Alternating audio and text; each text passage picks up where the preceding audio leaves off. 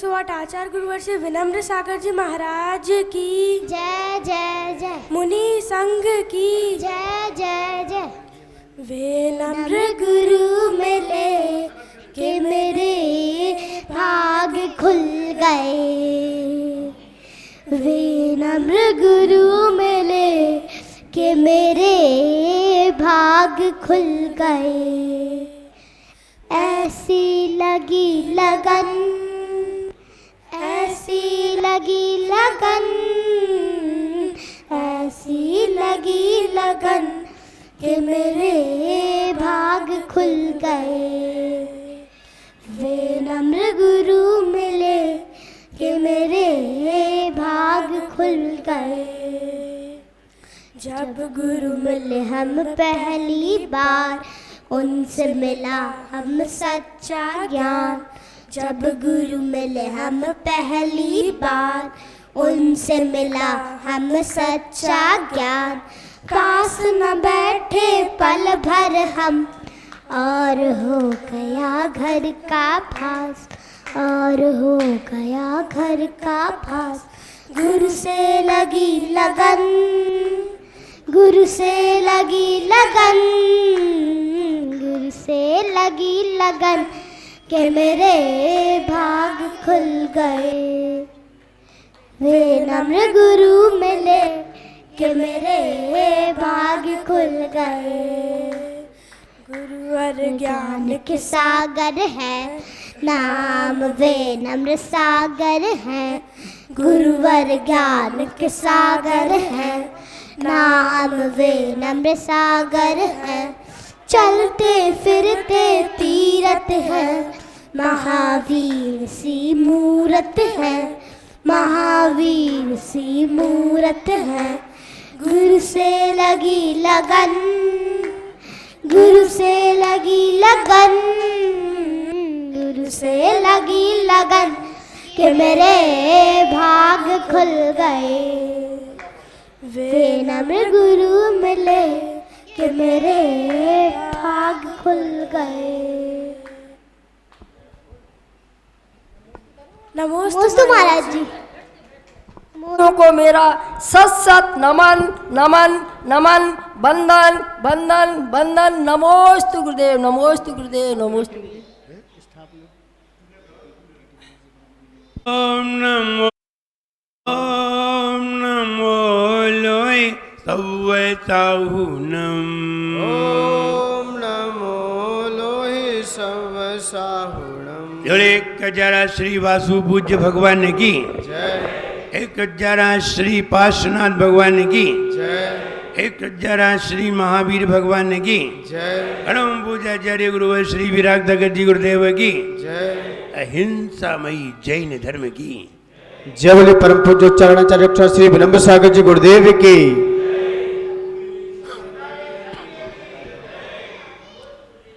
किस्मत से सब मिलता है, किस्मत से किस्मत से सब मिलता है, पुरुषार्थ से चलता है। बीज डले वो फलता है, बीज डले वो फलता है, बीज डले वो फलता है, बीज डले वो फलता है। पाप हमें भटकाता है, पाप हमें भटकाता है, पुण्य संत बनवाता है।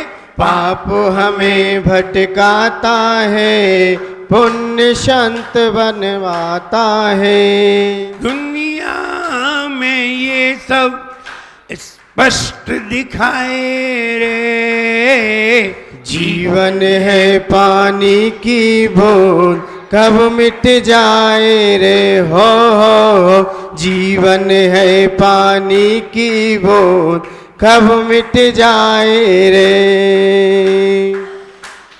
हमें जो कुछ भी प्राप्त हुआ है सब हमारी पहले की किस्मत का परिणाम है। अगर हमने पूर्व में कोई अच्छा कृत्य नहीं किया होता तो आज वर्तमान में हमें सब कुछ संपन्नता प्राप्त नहीं हुई होती। हम लोग क्या क्या चाहते हैं? हम लोग चाहते हैं हमें भविष्य में बहुत अच्छा कुल मिले। हम चाहते हैं आज हमें अच्छा कुल मिला है, कल भी अच्छा कुल मिले। नहीं चाहते? चाहते हैं।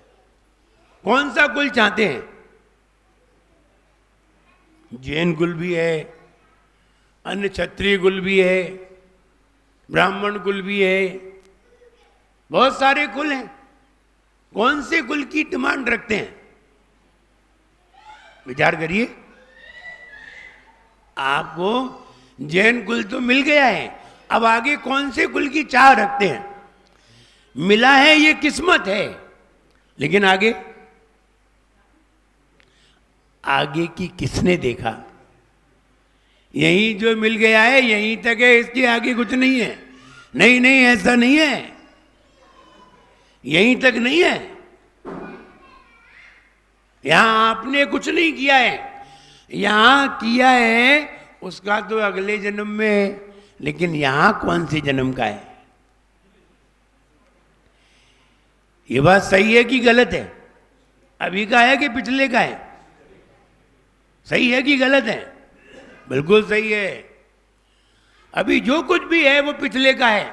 हमने कल समझाया था, हम 1 महीने कॉलेज में अपना श्रम देते हैं, हम 1 महीने ऑफिस में अपना श्रम देते हैं, हम 1 महीने सर्विस करते हैं, तब पेमेंट 1 महीने बाद मिलता है। 1 महीने पहले कहीं नहीं मिलता, एडवांस में कहीं नहीं मिलता है। जो मिलता है वो सब बाद में ही मिलता है, पहले तो किया ही जाता है। अब बताइए, अब आपके पास अभी है तो कब का है? आज का है कि पहले का है? पहले का है। बात सही है, नियम है, प्रकृति का नियम है। कोई आज कोई नया नियम थोड़ी बना है, अनादि से ये नियम चल रहा है। पहले करो फिर भरो, पहले बनाओ फिर खाओ। बनी बनाई कहीं नहीं मिल रही है। कई लोग बनाते नहीं हैं और खाते हैं। वे पहले बना आए हैं बहुत, उन्होंने पहले बहुत बना लिया है, और इतना बना लिया है इसलिए आज उन्हें खाने की स्वतंत्रता है। हर बात को समझिए। कोई कहे नहीं वर्तमान की मेहनत का फल ही मिलता है, ऐसी बात नहीं है। वर्तमान का भी मिल सकता है और पहले का तो मिलता ही है। आप वो 2 लाइनें पढ़ते हैं, इस जन्म में ना सही पर भव में मिलता है, अपनी अपनी करनी का फल। इस जन्म में ना सही, यदि इस जन्म में इस जन्म का फल नहीं मिल पाया तो कब मिलेगा? अगले भव में मिलेगा। क्या इस जन्म का इस जन्म में भी मिलता है? बताओ, इस जन्म का इस जन्म में मिलता है? हैं? मिल सकता है, मिलता है, मिलता ही है। अगले जन्म में भी मिलता है, इस जन्म में भी मिलता है। इस जन्म में करने का फल अगर अगले जन्म में मिले तो निश्चित है वो वाला कार्य तुम्हारा भाव पूर्वक नहीं है। अच्छा ये बताइए, आप हार देते हैं? देते हैं। आनंद कब आता है? अगले जन्म में। फिर आहार देते हैं और आनंद कब आता है? कल की परसों है, तत्काल। तो इस जन्म में, इस जन्म का फल कब मिला? तत्काल मिलता है। ऐसा नहीं है तत्काल नहीं मिलता, मिलता है। हम भगवान की पूजन करते हैं, आनंद कब आता है? 1 घंटे बाद। नहीं नहीं, तत्काल। तत्काल मिले वो धर्म है, और अगले जन्म में मिले वो कर्म है। तत्काल जो फल मिले वो धर्म का फल है, और अगले जन्म में मिले वो कर्म का फल है। दोनों में अंतर है। दो तरह की सर्विस होती है, एक डेली बेसिस की होती है और एक मंथली होती है। तो डेली बेसिस में अभी करो और आज ही लो। अभी किया, चुनाव में ड्यूटी लगी, चुनाव में ड्यूटी लगी, और चुनाव में तुमने ड्यूटी दी, उसकी पे कब मिलेगी? शाम को ही, इधर जाओ ले जाओ। और 1 महीने की नौकरी कर रहे हैं, उसकी पे कब मिलेगी? 1 तारीख को। और चुनाव की तत्काल। मैं जब कॉलेज में था तो ड्यूटी लगती थी, कभी बैंक कंपटीशन हुआ, कभी अन्य कोई एग्जाम हुए, और एग्जाम में टीचरों की ड्यूटी लगती थी, तो उसमें मेरी ड्यूटी लग जाती थी। और ड्यूटी लगी तो जैसे ही ड्यूटी समाप्त होती थी, तत्काल पैसे मिलते थे। ये नहीं है कि कल मिलेंगे, अभी ले जाओ। तो डेली भी मिल सकते हैं। ऐसे ही भगवान की पूजा का फल तत्काल भी मिलता है, और जो कर्म किया जाता है उसका फल बाद में मिलेगा। समय रहेगा तो बाद में मिलेगा। इस जन्म में भी मिल सकता है और अगले जन्म में भी मिल सकता है। बस मेरी बात एक समझिए, अगर आपने दान किया है, अगर आपने त्याग किया है, आपने किस्मत बनाई है, उस किस्मत को सिर्फ आप ही भोग सकते हैं, कोई दूसरा नहीं। भले ही घर में 10 लोग रहते हैं, लेकिन आपकी किस्मत का आप ही भोग सकते हैं, और कोई नहीं भोग सकता। जैसे आपने महाराज को आहार दिया, और आहार में महाराज को खूब दूध दिया, दूध पिलाया, दूध की वस्तु दी, दूध दिया। ध्यान रहे, अगर आपके घर में 5 सदस्य हैं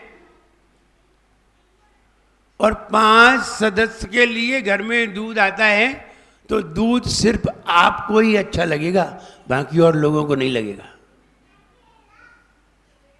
बाकी लोग कहेंगे दूध हमें अच्छा नहीं लगता। बताइए दूध अच्छा क्यों नहीं लगता?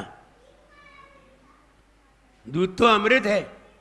किसी को घी अच्छा नहीं लगता, किसी को दूध अच्छा नहीं लगता, किसी को मीठा अच्छा नहीं लगता, किसी को नमकीन अच्छी नहीं लगती। जबकि मीठा भी अमृत है, दूध भी अमृत है, घी भी अमृत है। और अमृत कहीं खराब लगता है? अमृत तो अमृत है, पी ले तो आदमी ताकतवर हो जाए, ये अमृत की पहचान है। फिर भी किसी को दूध अच्छा नहीं लगता, क्यों? कोई कारण? हाँ, कारण है। जिस व्यक्ति ने दूध को किसी को नहीं दिया है, दान नहीं किया है, उस व्यक्ति को वो चीज नहीं अच्छी लगेगी, वो भोग नहीं सकता। भले ही वो घर में रह रहा है, लेकिन घर में रहने के बावजूद भी वो भोग नहीं सकता। ऐसे भी लोग देखने में आते हैं जिनके यहाँ घी भरा पड़ा है, लेकिन डॉक्टर ने मना कर दिया है घी नहीं खाना है। ऐसे लोग भी कई लोग हैं। ऐसे लोग भी हैं कि घर में अच्छे अच्छे व्यंजन हैं, लेकिन डॉक्टर ने उसके लिए लौकी का पानी पीने को कहा है और मूंग की दाल का पानी, और आगे कुछ नहीं। वो नहीं खा सकता है। जब उसके पास है तो खा क्यों नहीं सकता है?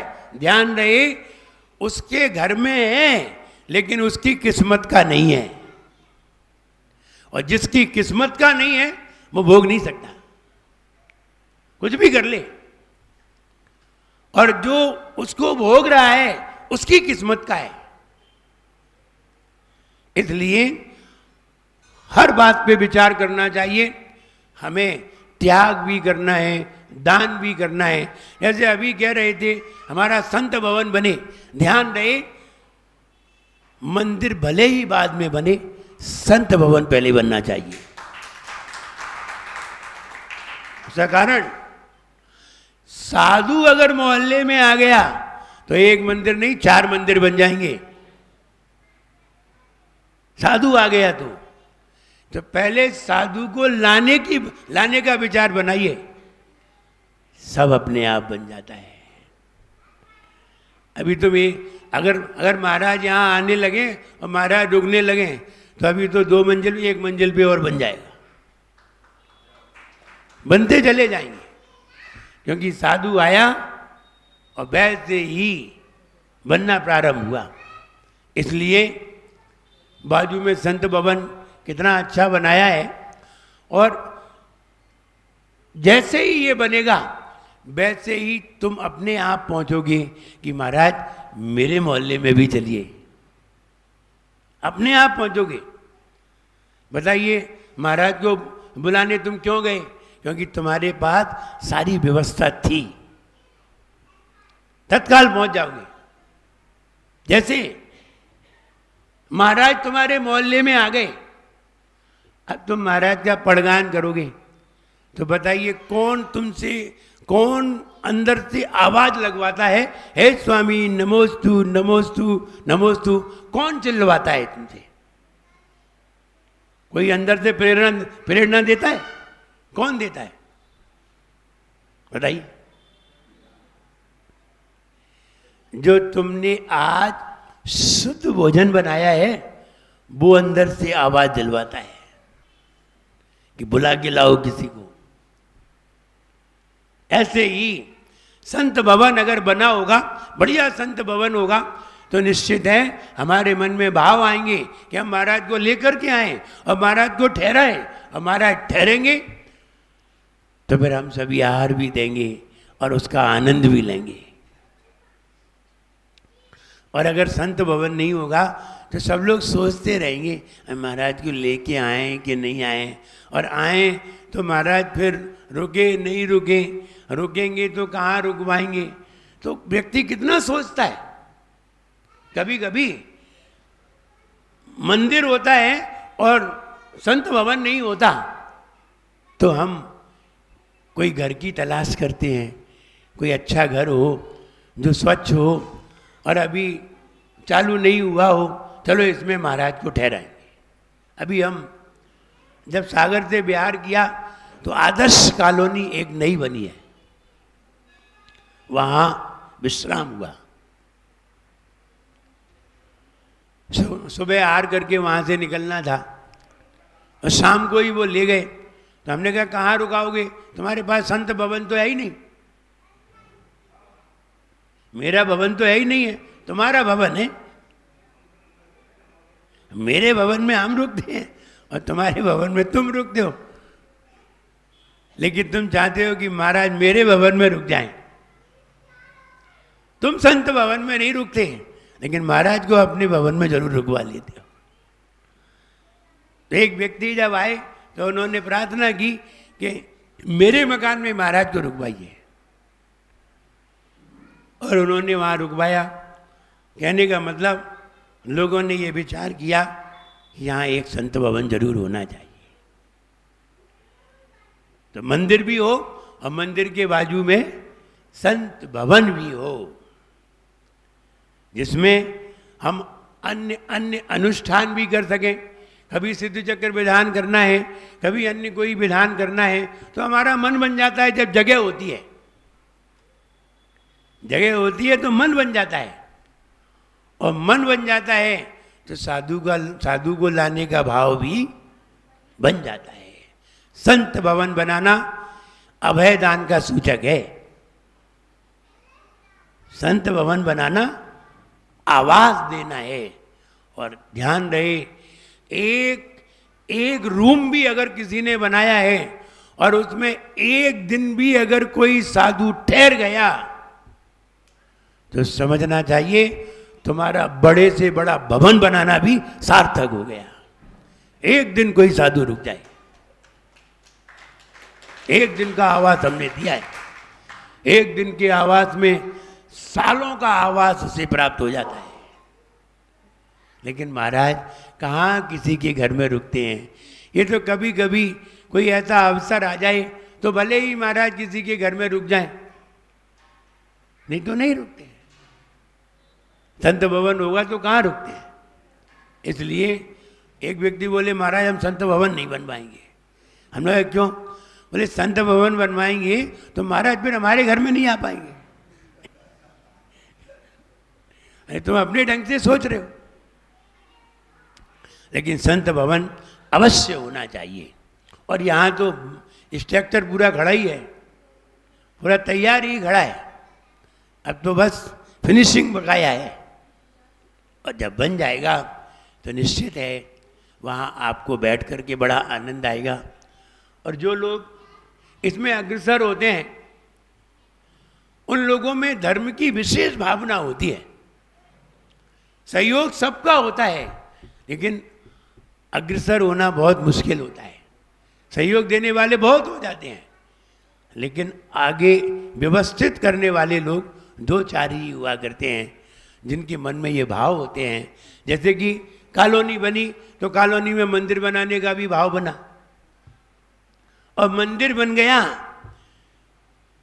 तो लोगों को अपने अपने मकान बनाने का भाव भी बन जाएंगे, अपने आप बनते चले जाएंगे।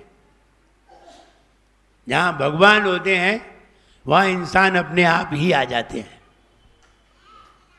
वह भगवान होना चाहिए, क्योंकि हर इंसान भगवान के पास रहना चाहता है। इससे अच्छी जगह और कहीं नहीं है। भगवान के पास रहने से अच्छी जगह दुनिया में कोई नहीं है। इसलिए हर इंसान भगवान के पास रहना चाहता है, और जहाँ भगवान आ जाते हैं वहाँ हर इंसान आना चाहता है। और वो स्थान सबसे ज़्यादा शांतिदायी माना जाता है। जहाँ भगवान हो सबसे ज़्यादा शांत प्रदायी वही स्थान होता है। इसलिए कभी कभी हम जब घर में विचलित हो जाते हैं, घर में परेशान हो जाते हैं, तब कहाँ जाने का मन बनाते हैं? फिर भगवान के पास जाने का मन बनाते हैं। चलो शिखर जी चलते हैं, चलो महावीर जी चलते हैं, चलो अन्य कोई स्थान पे चलते हैं जहाँ भगवान का स्थान है, वहाँ चलेंगे। क्या मिलता है वहाँ? बोले शांति। कहाँ शांति कहाँ है? भगवान के पास। घर में तो शांति है ही नहीं। लेकिन सारे लोग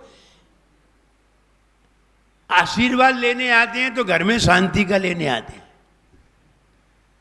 अगर हमने घर में शांति होती तो फिर तीर्थ क्षेत्र पे आदमी क्यों जाता? शांति तो तीर्थ क्षेत्र पर है, शांत स्थान पर है। तो हम ये कहना चाहते हैं कि किस्मत से हमने सब कुछ पाया है, अब किस्मत को और आगे बढ़ाइए। जितनी ऊंची किस्मत होती चली जाएगी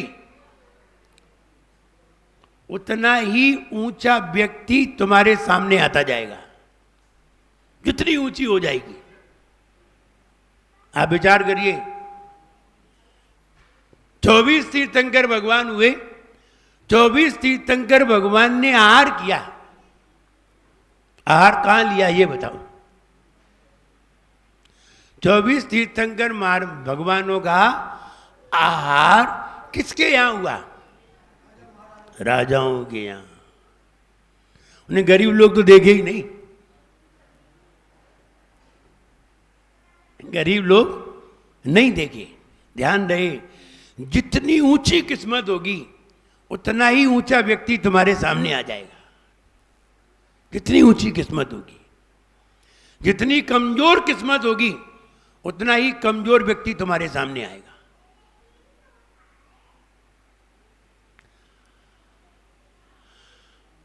आप मेरे सामने हैं, ये मेरा भाग्य है, और हम तुम्हारे सामने हैं, ये सौभाग्य है। क्योंकि जितनी अच्छी किस्मत होगी उतना ही अच्छा व्यक्ति मेरे सामने आता है। हम चौका तो लगाते हैं, पड़गान करते हैं, और पड़गान करने में अब अपनी किस्मत की तलाश करते हैं, देखते हैं मेरी किस्मत में क्या है। तो सबसे पहले तो प्रयास करते हैं मेरे घर में कौन आए, आचार्य महाराज आए। सबकी यही ख्वाहिश होती है। अगर 20 चौके वाले हैं तो 20 चौके वालों में एक की भी भावना ये नहीं होती कि मेरे यहाँ आचार्य नहीं है, आचार्य जी आए। मैं क्यों होती है? क्योंकि हम सबसे ऊंचा व्यक्ति चाहते हैं। हम जानना चाहते हैं मेरी किस्मत में क्या है। और जब आचार्य महाराज आ जाते हैं तब पता चलता है मेरी किस्मत बहुत अच्छी थी। और ये बात हम सबसे कहते हैं। अगर आपके यहाँ आचार्य महाराज के हार हो जाएं तो समझना चाहिए आप ही नगर में ऐसे हैं सबसे अच्छी किस्मत रखते हैं। और अगर तीर्थंकर भगवान कहीं यहाँ से गुजरे और तीर्थंकर भगवान के आहार किसी के घर पे हों तो इसका मतलब है आपकी किस्मत नगर में सबसे अच्छी है। तभी तो तीर्थंकर भगवान आए। इसलिए किस्मत जितनी अच्छी होती है उतनी अच्छी चीज हमारे सामने होती है, अच्छी वस्तु हमारे पास होगी। किस्मत बढ़िया है, बढ़िया से बढ़िया व्यंजन तुम्हारी थाली में होंगे। किस्मत अच्छी नहीं है, नहीं। महाराज है, किस्मत नहीं है, अच्छी किस्मत नहीं है, अंतराय हो जाएगा। बताओ, थाली में सब था फिर भी ले नहीं सके। क्यों नहीं ले पाए? कहिए पुण्य का उदय था कि पाप का उदय था? साफ उत्तर है, पाप का उदय था। इसलिए किस्मत अच्छी बनाइए।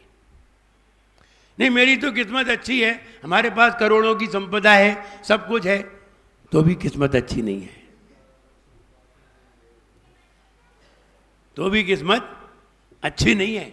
अरबों की है तो भी किस्मत अच्छी नहीं है, खरबों की है तो भी किस्मत अच्छी नहीं है। आप पूरे देश के राजा हैं तो भी किस्मत अच्छी नहीं है। भरत चक्रवर्ती तो 6 खंड का अधिपति था, तब भी वो ये कहता था कि मेरी किस्मत अभी बहुत अच्छी नहीं है। तो कहने का मतलब ये है, किस्मत तो अच्छी तब है जब हमें बीतराग भगवान के अंदर में दर्शन हो जाए। ये सबसे अच्छी किस्मत है। इससे बढ़िया किस्मत कोई है ही नहीं। आप लाखों कमाए, अरबों कमाए, इससे कोई फर्क नहीं पड़ता है।